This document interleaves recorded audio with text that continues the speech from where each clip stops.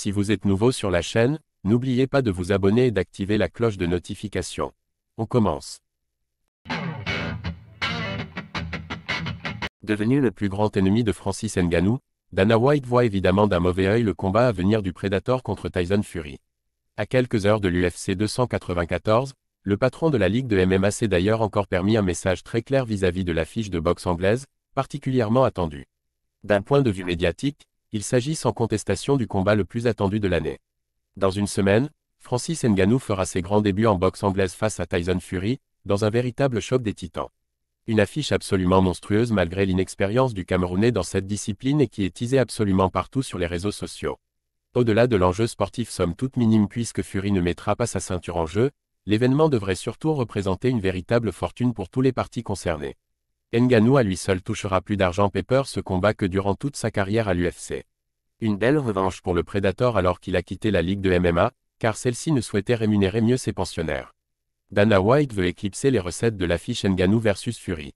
Puisqu'on parle de la fédération de Dana White, celle-ci veut faire un carton avec l'UFC 294 qui se tient ce 21 octobre à Abu Dhabi. Souhaitant faire autant obstacle que possible à son ancienne star avec qui il est en froid complet, le grand patron a mis les pieds dans le plat en montant une carte XXL. Interrogé par les journalistes, il a clairement fait comprendre qu'il visait des recettes plus élevées que le combat Ngannou versus Fury.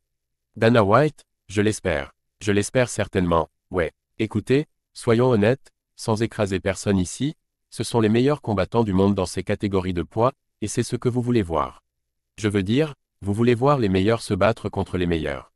Ces deux-là, Makhachev et Volkanovski et ces deux-là, Ousmane et Chimaev sont les meilleurs. Je dirais oui monsieur, mais je suis assez partial. À vrai dire, White et ses collaborateurs ont eu de la chance puisqu'ils ont dû trouver des remplaçants de dernière minute à Charles Oliveira et Paulo Costa, tous deux blessés quelques jours avant leur combat en main event.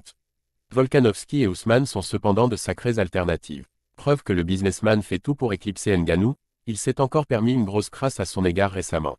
Aucun doute là-dessus, Dana White espère que le combat entre Francis Ngannou et Tyson Fury sera un bide complet, tant sur le plan sportif que financier.